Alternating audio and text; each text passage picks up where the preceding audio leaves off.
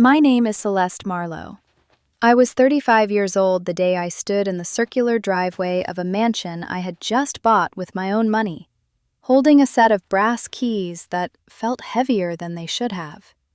6 bedrooms, 4 bathrooms, marble floors, towering windows, a kitchen that looked untouched. I had signed the final papers less than an hour earlier, still in my pencil skirt and heels, and somehow my legs gave out right there on the front steps. I sat down and cried. Not quietly, not gracefully. My shoulders shook, mascara ran, and my fingers tightened around those keys like they were the only real thing left. Because 12 years earlier, I had been sleeping in my car. 12 years earlier, my family had thrown me away. 12 years earlier, my sister had destroyed my life. And I had promised myself, in the dark, that if I survived, no one would ever make me feel small again. That was when I heard a car pull up, tires on gravel. I turned, squinting into the sun. A beat-up silver Honda stopped at the edge of the driveway. The door opened slowly. Vanessa stepped out. My older sister. The person I hadn't spoken to in over a decade. She looked at the mansion first, then at me, like she wasn't sure which one was more real. "Celeste?" she said softly. And just like that, everything came rushing back. We grew up in a normal family, or at least that's how it looked from the outside. My dad, Richard, ran a small consulting firm. My mom, Elaine, was a teacher. We weren't rich, but we were comfortable. And then there was Vanessa. 3 years older, effortlessly beautiful, confident in a way that made people orbit around her. She walked into rooms and owned them. I hovered in corners with books, invisible unless someone needed something practical. My parents loved me, I think, but with Vanessa, it was different. She was their pride, their proof they'd done something right. When Vanessa got into Northwestern, there was a celebration. Champagne, relatives, laughter that filled the house. My dad carried her acceptance letter around like it was gold. When I got into state school with a full scholarship, my dad nodded and said, "That's great, honey," before turning back to the TV. I told myself it didn't hurt, that I was fine being the quiet one. Vanessa needed the attention more. I was stronger. At least, that's what I believed. College made the gap wider. Vanessa had parties, photos, expensive weekends funded by our parents. I had early mornings at the campus bookstore, late nights studying accounting, and a second job just to make sure I never had to ask for anything. She called home for money constantly. I never did. Then one night, she came into my room, voice soft, eyes already glossy. "Can I borrow some money?" she asked. "How much?" $5,000. I laughed at first. Then I saw she was serious. She said it was for her future, her career, her chance to finally make something of herself. I should have said no. I didn't. I gave her everything I had saved for my apartment. 6 months, I told her. I need it back. She hugged me tight and promised. She never paid me back. 2 years later, I had graduated, gotten a job as a junior accountant, and moved back home to rebuild my savings. Vanessa was 29, still drifting, still depending on my parents. They were planning their 30th anniversary party, a huge event at the country club. I handled everything: vendors, deposits, schedules. My mom didn't like dealing with details, so I took care of it all. Vanessa showed up that night in a designer dress my dad had paid for, looking flawless as always. Everything was perfect. Until she grabbed my wrist. "We need to talk," she said. She pulled me into the bathroom, her eyes red like she'd been crying. "I need to show you something." She handed me her phone. Bank statements, transfers, $20,000 missing from my parents' retirement account. My heart dropped.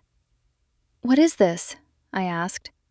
"I hired someone to look into their finances," she said quietly. "They've been stressed." I frowned. "Why are you showing me this?" She hesitated just long enough. "Because the account the money went into, it's in your name." The room spun. "That's impossible." She scrolled. Receipts appeared. Designer purchases, dinners, trips, all tied to accounts under my name. The signatures looked like mine, but they weren't. "I didn't do this," I said, my voice shaking. Vanessa's eyes filled with tears. "Celeste, if you're in trouble, I'm not. People change when money's involved," she whispered. I stared at her. Something cold settled in my chest. The way she looked at me, the way the story fit too perfectly. "You did this," I said quietly.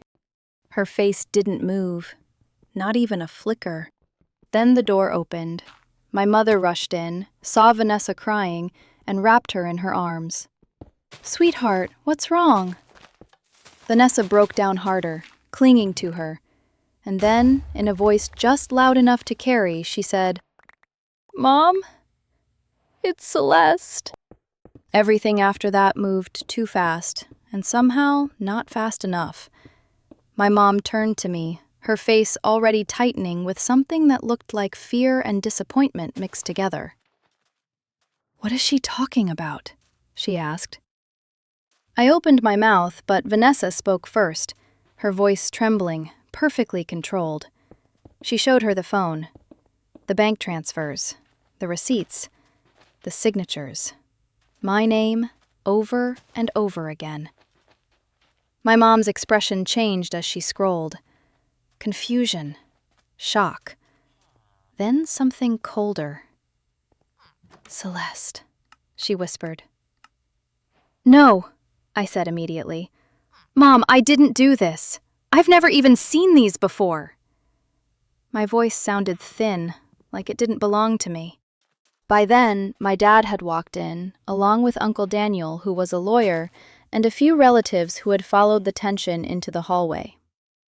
Vanessa explained everything like she had rehearsed it. Calm, broken, concerned. She said she'd been worried about our parents' finances, that she hired someone to check, that she confronted me privately first because she wanted to protect me. She even added that I had gotten defensive and accused her when she tried to help. Every word landed exactly where it needed to. I tried to interrupt, tried to explain, but my dad held up his hand. "Let her finish." So I stood there, listening to my life being rewritten in real time. When she was done, all eyes turned to me. I could feel it, the shift, like the room had already decided something, and I was the only one who hadn't caught up yet. "It's not true," I said. "Someone forged those documents. I didn't take anything." My dad's voice was quiet. $20,000, Celeste. That hurt more than yelling would have. "I didn't take it." Uncle Daniel leaned forward slightly. "Your name is on every document. Your identification. Your account numbers." "Then someone stole my identity," I shot back. "That happens all the time." My dad shook his head slowly. "And out of everyone in the world, they chose to take money from your own parents?" I turned and pointed at Vanessa. "She did it." The words came out sharp, desperate. My mom gasped like I had slapped her. "How dare you?" she snapped. "Your sister is trying to help you." Vanessa buried her face in my mom's shoulder, shaking like she couldn't believe what she was hearing. "I didn't want it to be true," she whispered. "I thought maybe she was in trouble. I thought we could fix it quietly." "You owe me $5,000, I said suddenly, grasping at something real. "You borrowed it and never paid me back. You've been living off them for years. Enough, my mom snapped. My dad stepped closer, his face hard, closed off in a way I had never seen before. Did you take the money or not? He asked. No. Then explain the evidence. I can't explain it because I didn't do it! My voice broke, echoing against the tiles. Silence. Then my dad nodded once, like he had reached a conclusion. Get out. The words didn't make sense at first. What? Get out of this party, he said, his tone final. And when it's over, get out of this house. My chest tightened. Dad, please. You stole from us, he cut in. And instead of taking responsibility, you're lying and attacking your sister. I don't want to hear another word. I looked around the room. My relatives avoided my eyes. Some looked disgusted. Others looked uncomfortable. No one spoke. Vanessa stayed pressed against my mom, crying softly. But for 1 second, just one, she looked at me. And she smiled. Not wide, not obvious, just enough for me to see it. That was the moment something inside me cracked. I don't remember leaving the party. I don't remember the drive home. I just remember standing in front of our house, my hands shaking, trying my key in the lock. It didn't work. I tried again. And again. Then I saw my suitcase sitting on the porch. My clothes stuffed inside like trash. My laptop bag thrown on top. The porch light flickering above it all. The locks had already been changed. My phone started buzzing. Messages, calls, relatives, family, friends, people I barely knew. Word had spread fast, too fast. Accusations, questions, judgment wrapped in fake concern. I stopped answering. By midnight, I was sitting in my car with everything I owned in the back seat, parked behind a closed strip mall, staring at the steering wheel like it might tell me what to do next. The first night was the worst. The cold seeped in through the windows. My neck ached from trying to sleep upright. Every sound made me flinch. I kept thinking someone would knock on the glass and tell me it was all a misunderstanding, that my dad would call, that my mom would realize something didn't add up. No one called. Days turned into weeks. I showered at a cheap gym, ate the cheapest food I could find, went to work every morning, pretending nothing had changed, while my entire life unraveled behind my eyes. There were nights I sat in that car and thought about walking back to my parents' house and confessing to something I didn't do, just to have a bed again. Just to stop feeling like I was disappearing. But every time that thought came, I saw Vanessa's face in the bathroom, that small, satisfied smile. And something inside me hardened. If she wanted me broken, I would become untouchable instead. I found a room to rent after a month. Tiny. Barely enough space for a bed and a dresser. I worked longer hours, then picked up cleaning jobs at night. Offices, houses, anywhere that paid cash. I stopped buying anything that wasn't necessary. Every dollar went into rebuilding what I had lost. Within a year, I started my own small cleaning service. Just me at first, then 1 employee, then 3. I reinvested everything. No vacations, no luxuries, just growth. 5 years later, I had a full team and steady contracts. I expanded into property management, then real estate. 1 deal turned into 2, then 10. By the 10th year, I was managing a large apartment complex for a developer who took a chance on me. That one opportunity changed everything. My business grew faster than I could have imagined.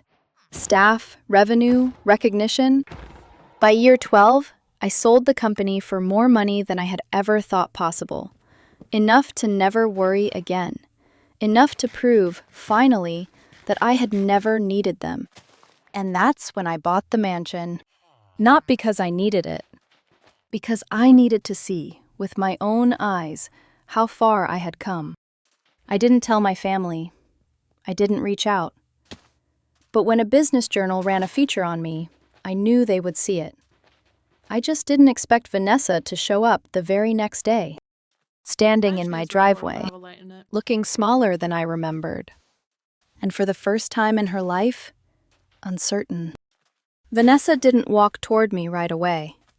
She stayed near her car, like the distance might protect her. The wind lifted her hair slightly, and for a moment, she looked nothing like the woman who had ruined my life. She looked tired, smaller, human. You look different, she said, her voice unsure. I let out a quiet breath. 12 years will do that. My grip tightened around the keys. Why are you here? She hesitated, then took a few slow steps forward. Mom is dying. The words landed flat, like something rehearsed but still heavy. I didn't react. I thought I would feel something immediate, anger, grief, anything. But all I felt was a dull pressure in my chest. She's been asking for you, Vanessa added softly. She wants to see you. I studied her face, searching for the same precision, the same control she had that night in the bathroom. It wasn't there. Or maybe she was just better at hiding it now. And you? I asked. Why do you want me there? Her eyes flickered. For a second, I saw it again. Not the smile, something else. Regret. Because I owe you the truth, she said quietly. And I don't think I can say it unless you're there. I didn't answer right away. The mansion loomed behind me, silent and still. A symbol of everything I had built, without them. I could have said no, closed the gate, walked inside and left her standing there with whatever guilt she carried. I don't know how you're so quick But at coming up something with stuff about like this. unfinished things So has a way of pulling you back. It's The like hospital actually a smelled skill. like antiseptic and quiet apologies. My mother looked smaller than I remembered, her skin pale, her hands fragile against the white sheets. When she saw me, her eyes filled immediately. "Celeste," she whispered. I stood at the foot of the bed, not moving closer. For a moment, no one spoke. Then she started crying. "I'm so sorry," she said. "I should have listened to you. I should have believed you." The words came too late. They echoed, but they didn't land the way they used to in my imagination. I had pictured this moment 100 times, imagined what I would say, how I would feel. But standing there, all I felt was distance. "You didn't," I said simply. My father stood in the corner, older, quieter, his posture heavier than I remembered. He didn't interrupt, didn't defend himself. He just watched. Vanessa stepped forward then, her voice unsteady. "It wasn't Celeste," she said. The room stilled. My mother's breathing hitched. My father looked up sharply. Vanessa swallowed. "It was me." Silence. "I forged everything," she continued, her voice breaking now. "The documents, the transfers, I set it all up. I made it look like her." My mother shook her head slowly, like she didn't understand the language anymore. "Why?" she whispered. Vanessa's hands trembled. "Because I was jealous," she said. "Because she didn't need any of you. Because no matter how much you gave me, it never felt like enough. And she just kept going. Like none of it mattered." My father stepped forward, his face pale. "You let us throw her out," he said quietly. Vanessa nodded, tears streaming down her face. I told myself it would just go away, that I'd fix it later. But then it got too big, and I was too much of a coward to admit it. I watched them absorb it. The truth, finally sitting in the room like something alive. I had imagined this too. The moment they would realize. The moment everything would shift back. But it didn't feel like victory. It felt like something closing. My mother reached for me weakly. "Can you forgive me?" she asked. I looked at her hand, then at her face. All the years, all the nights, all the cold mornings in my car, they didn't disappear just because the truth finally showed up. "I don't know," I said honestly. I stayed until the end, not because everything was fixed, but because leaving felt unfinished. When she passed, the room felt strangely quiet. My father cried. Vanessa stood still, like she didn't deserve to move. I walked out without saying much. There wasn't anything left to say in that moment. After that, the apologies came. My father called, wrote letters, tried to rebuild something from what was left. I kept my distance at first, then slowly allowed small conversations. Careful ones, controlled ones. Not the same relationship. Never the same. Vanessa didn't call right away.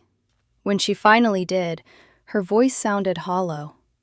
She told me she had checked herself into treatment, that she couldn't live with what she had done.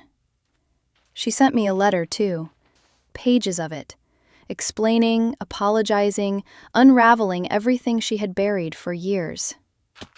I read it once, then put it away. I paid for her treatment, not out of love, not out of forgiveness, but because it felt like the right thing to do. And because I knew what it meant to have no one. Months later, she called again. "I'm leaving," she said. "I got a job in another city. Counseling." I almost laughed at that, but I didn't. "I told them everything," she added. "Dad, everyone. They know it was me." I nodded, even though she couldn't see me. "Good," I said. There was a pause. "Thank you," she whispered. I tightened my grip on the phone. "You saved yourself," I replied. Life didn't suddenly become perfect after that. It became quieter, more stable. I rebuilt pieces of my relationship with my father, slowly, carefully. I met someone, a man who didn't try to fix me or question where I came from. He just stayed. And for the first time, that felt enough.